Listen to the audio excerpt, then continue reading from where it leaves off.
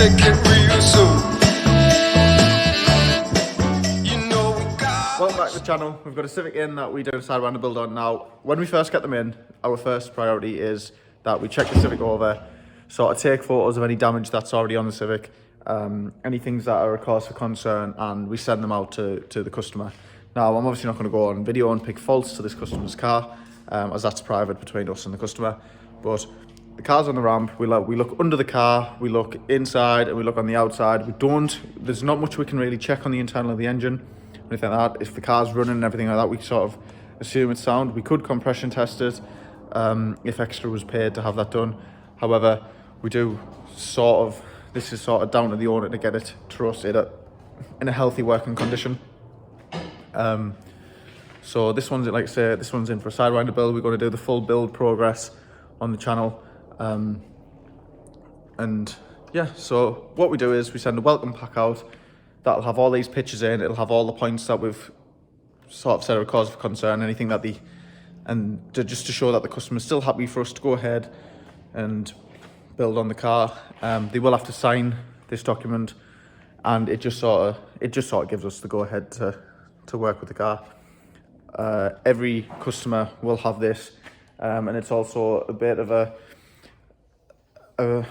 build progression sort of sheet, so it'll show like the befores and afters, and each customer will be able to keep one of these, and obviously if they come to sell the car on, we'll show that we've boosted it or we've done the work to it, and so that's what we do. Alright, so the first thing to do is remove the exhaust, which is fucking bit of a pea shoot with that, like, I mean, if I hold it like that, it feels like I'm holding someone else. I just need two hands. But we're going to remove this completely. I think it's just OEM back box. It looks like OEM back box. And then, yeah, just start from there. We're also going to be fitting a few other things. He's give us a Skunk 2 Ultra, which at the minute is like rock and roll shit, so that'll go on. We'll get that on today, and possibly actually get the gearbox out, depending on how strong we're feeling. Now to get this off, it's like 5 14mm bolts, and then there's 2 on the top on that heat shield, and one that looks rusted there, and probably another rusted one at the other side. So we're going to cry for the next 20 minutes getting this off. Right, so I already got the aftermarket cart mid-pipe off. Now we've got to get the OEM manifold off. Oh, that looks nice. Oh, it's even got the OEM heat shield on. Mint. Oh, sick. Look how rusty them bolts look. Oh, look at this side of it. Oh, get fucked. Alright, this is going to be lovely. We'll also get rid of that Driveshaft heat shield before it makes any rattling noises. But yeah, we'll get them off now. Right, so what we're doing now is fitting the Ultra sheet. So what we've done is basically undone the bolts on there, took the fuel rail off, which we've showed on our other video, so we don't want to show it on this one. 4 bolts on the throttle body, move that to the side, and now we're going to go underneath to take the brackets off on the OEM inlet, and that should be able to come off, and we'll remove that. So what you normally do is there's 2 brackets on the inlet, that one there, and then there's normally one further over. It looks like it's already been taken off, but there's no hassle doing that. I'll get that one off, and then we can take the inlet off. Right, so once you got all the bolts out and the bracket underneath, you can then just sort of lift it up. It's a bit of an arse on. Oh yeah, helps if you take the hose off. Might just cut it. Now we don't need these hoses, so we are just going to cut it.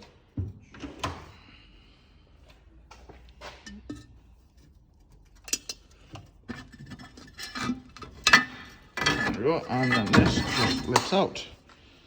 Like that. Even OEM Honda gasket, which is sound, and everything else, including the bolt that I dropped.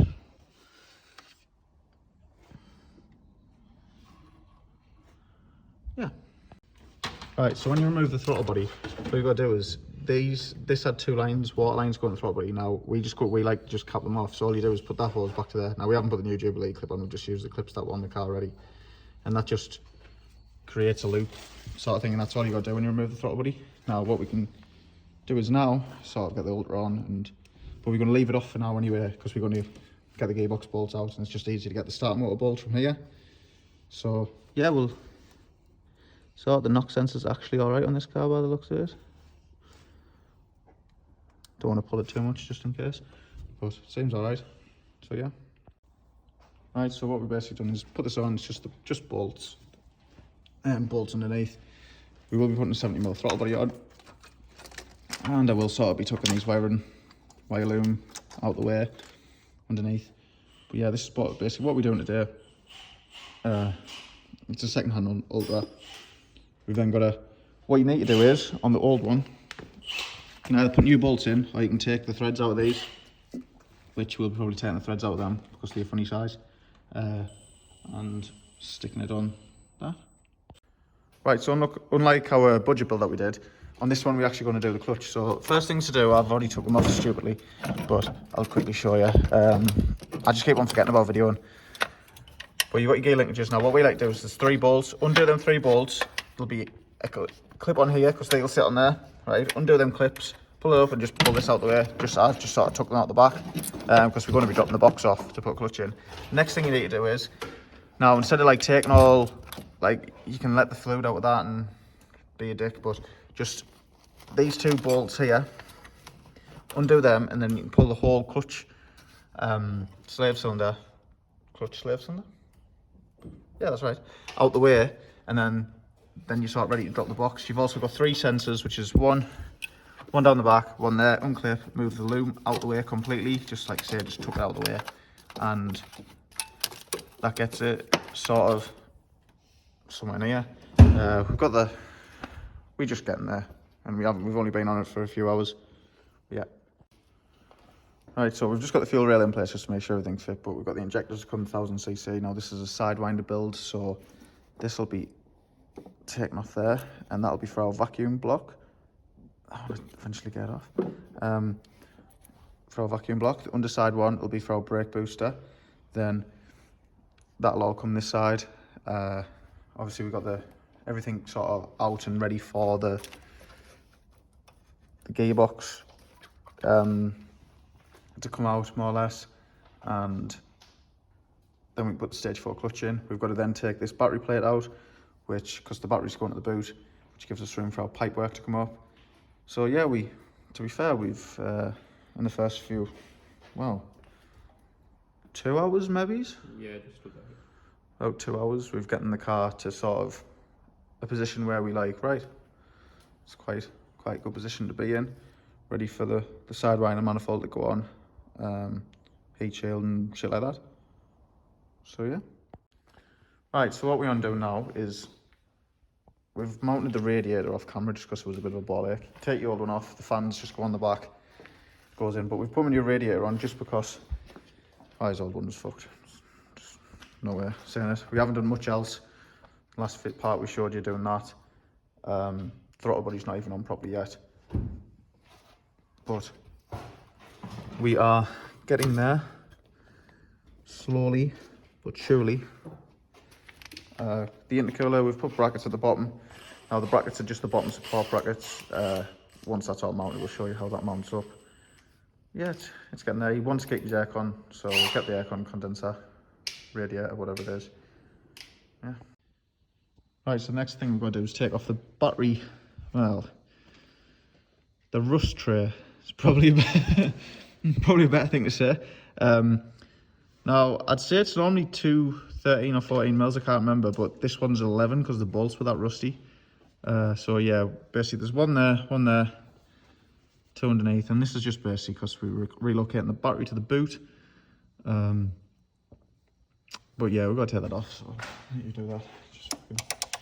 And it's requiring some great strength to get these bolts out. Jesus fuck. Oh no. Right, big hammer.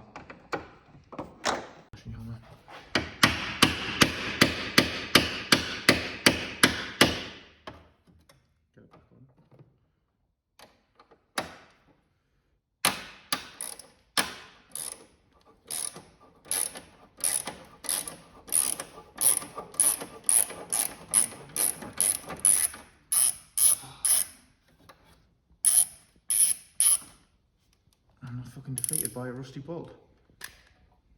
Nice. But yeah, basically once that's off, just gotta give it a few love taps. The top, and that just breaks it away from there. And then we'll raise it up, get the other 2 bolts out from underneath. Right, so we've got up in the air. Now the next bolts are up there, them 2 there, 1, 2, and that'll take the whole battery tray off. Hopefully. Fingers crossed, hopefully it takes the whole battery tray off. If not, I'm going to cry a little bit. Right, so once them bolts are out, this should just sort of come off. Yeah, it does. It's got a plug on it there. No, it doesn't need it. It's got like a little shit thing to hold the... I'll let you hold this while I do this. It's got a little shit fucking thing on. Yeah. That is a bit of a twat actually to get off.